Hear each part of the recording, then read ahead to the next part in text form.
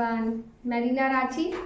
आज हम नया टॉपिक स्टार्ट कर रहे हैं, not for profit organisation. Important topic है, मैं कोशिश कर रही हूँ कि जो इम्पॉर्टेंट टॉपिक है वही कवर करूँ। तो नॉट फॉर प्रॉफिट ऑर्गेनाइजेशन, जिस तरह से 11 में फाइनल अकाउंट्स इम्पॉर्टेंट है, वैसे ही नॉट फॉर प्रॉफिट ऑर्गेनाइजेशन भी इम्पॉर्टेंट है। CBSE बोर्ड ने भी इसे 12th में ऐड कर रखा था, बट दिस ईयर मैंने सुना है कि ये सिलेबस से हट चुका है, बट 11 में है।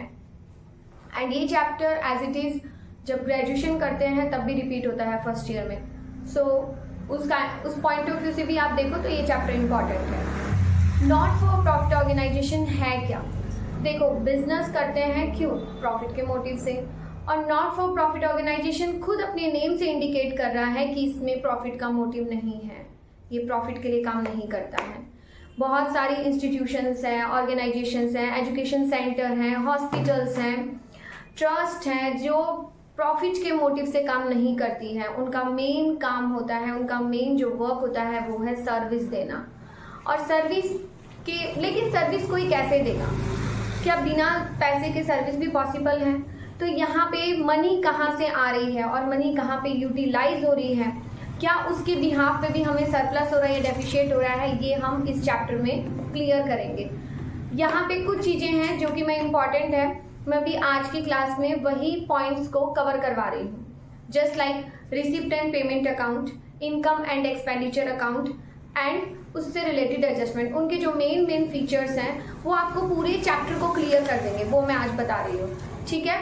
लेकिन मेनली इसमें जो आपको एग्जाम में आएगा वो रिसिप्ट एंड पेमेंट अकाउंट के साथ एडजस्टमेंट होगा। उससे आपको opening balance sheet, capital fund calculate करने के लिए, इनकम एंड एक्सपेंडिचर, सरप्लस और डेफिशिएट को कैलकुलेट करने के लिए, और बैलेंस शीट फाइनेंशियल जो पोजीशन होती है एक ट्रस्ट की वो शो करती है, ठीक है। सो आज हम अभी फिलहाल मैं बता रही हूँ रिसिप्ट एंड पेमेंट अकाउंट के 3 essential features of receipt and payment account. ये आपको एक तरह से इन शॉर्ट क्लियर कर देंगे कि रिसिप्ट एंड पेमेंट अकाउंट में फाइनली आता क्या है। ओके, कैपिटल एंड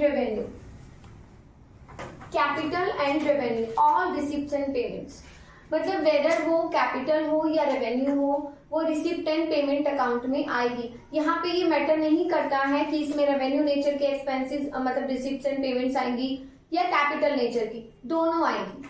बस रिसिप्ट और पेमेंट होना चाहिए, वेदर वो कैपिटल हो या फिर रेवेन्यू हो, कोई मैटर नहीं करता है। कैपिटल एंड रेवेन्यू दोनों ही आएंगे रिसिप्ट या पेमेंट में, ठीक है। इसका पीरियड क्या है? देखो, ये सिर्फ कैश और बैंक ट्रांजैक्शन को ही रिकॉर्ड करता है। यहाँ पे जो एक्चुअल बेसिस के ऊपर जो भी ट्रांजैक्शंस होते हैं उनको रिकॉर्ड नहीं किया जाता है। ये मैटर नहीं करता है कि आपका जो भी कैश ट्रांजैक्शन है या बैंक ट्रांजैक्शन हो रहा है या वो कौन सी पीरियड से रिलेट कर रहा है, ये मैटर नहीं करता है। चाहे फिर वो आपका पास्ट से रिलेट करे या प्रेजेंट से रिलेट करे या फिर फ्यूचर से रिलेट करे, कोई मैटर नहीं करता है, बस वो कैश या बैंक ट्रांजैक्शन होना चाहिए। क्लियर? थर्ड है opening and closing balances. Cash और बैंक का जो ओपनिंग बैलेंस है, जो हमारा अकाउंटिंग पीरियड में बिगनिंग में जो होता है वो आएगा आपका opening balance to balance BD करके, और जो क्लोजिंग बैलेंस होगा जो at the end of accounting period होता है वो आपका आएगा बाय बैलेंस सीडी करके, ठीक है। ओके, समझ में आ गया।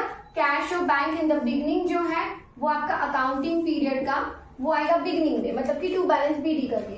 कैश और bank at the end of the accounting period ये बाय बैलेंस सीडी करके आएगा। ओके, सो यहाँ पे इसके 3 मेन एसेंशियल फीचर्स क्या हैं? Capital and revenue, period, opening and closing balance. मैं फिर बोल रही हूँ, ये आपको एग्जाम में पेपर में मिलेगा, इसके साथ आपको एडजस्टमेंट मिलेंगे, उसकी हेल्प से आपको opening balance sheet, receipt, income and expenditure और क्लोजिंग बैलेंस शीट बनानी होगी। सो अभी हम लोग एसेंशियल फीचर्स करेंगे इनकम एंड एक्सपेंडिचर। अभी हम लोग डिस्कस करेंगे 3 main features of income and expenditure account. 3 main features जो इनकम एंड एक्सपेंडिचर को शॉर्टकट में बता देगा। First, nominal account means income and expenditure account, एक तरह से ये बोल सकते हैं कि ये नॉमिनल अकाउंट है। Nominal means all expenses and losses will be debit and all incomes and gains will be credit. Clear? So ये आप कह सकते हो ना कि एक तरह से ये P&L अकाउंट जैसा है क्योंकि जितने भी एक्सपेंसेस एंड लॉसेस है वो डेबिट होंगे और जितनी भी इनकम्स एंड गेन्स है वो क्या होंगी, क्रेडिट होंगी. क्लियर?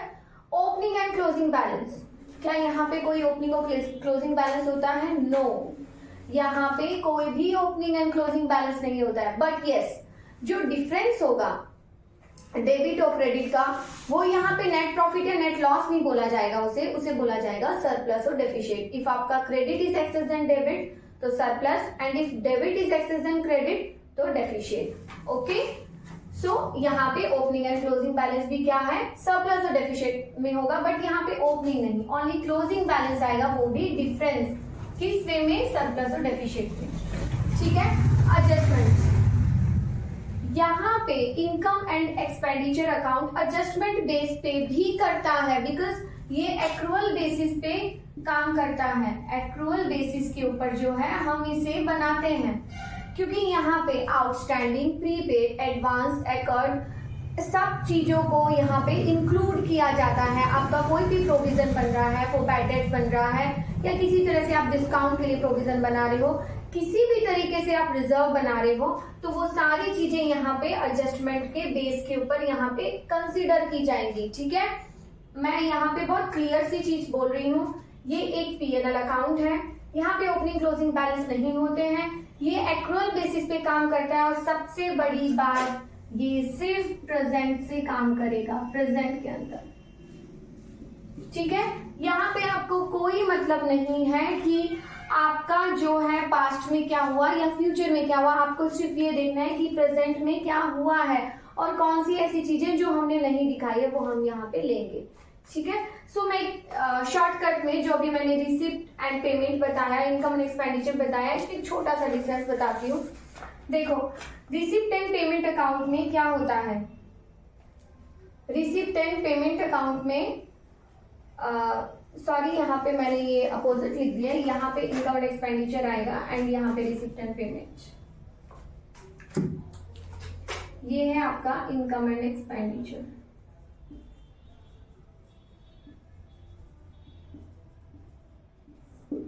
एंड ये है receipt and payment.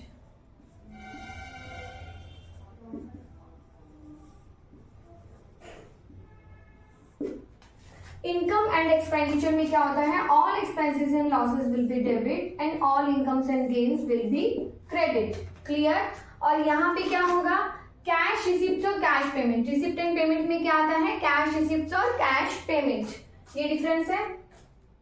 Income and expenditure, it records only current year transactions. और receipt and payment, all receipts and payments, weather वो प्रेजेंट से रिलेट करे, पास्ट से रिलेट करे या फ्यूचर से रिलेट करे, आपको ऑल रिसिप्ट्स एंड पेमेंट्स को जो है वो रिकॉर्ड करना है. आप ध्यान से देखोगे तो आप ये चीज नोटिस करोगे कि मैंने शॉर्टकट में आपको 3 आइटम्स जो है वो इनकम एक्सपेंडिचर की बताए और ये सब कुछ क्लियर कर रहा है. ठीक है. सो हम अभी नेक्स्ट क्लास में क्या करेंगे, नेक्स्ट क्लास में हमारे इससे रिलेटेड जितने भी पॉइंट्स है, जस्ट लाइक कि सब्सक्रिप्शन हो गया, लाइफ मेंबरशिप फी हो गया, एंट्रेंस फी हो गया, इंडोमेंट फंड हो गया, किसी भी तरह से जैसे कि फंड वगैरह में ये सब टूर्नामेंट फंड वगैरह कैसे ट्रीट करते हैं, प्राइज फंड हो गया, लीगेसी हो गया, ऑनरेरियम हो गया, ऑनरेरियम टू सेक्रेटरी, ये सारी चीजें हम नेक्स्ट वीडियो में क्लियर करेंगे कि ये पॉइंट्स है क्या, किस तरीके से हमें इन्हें समझ के जो है वो करना है. ठीक है. आपको किस तरह से इसे इनकम एक्सपेंडिचर में लेके जाना है और किस तरह से आप बैलेंस शीट में ट्रीट करोगे.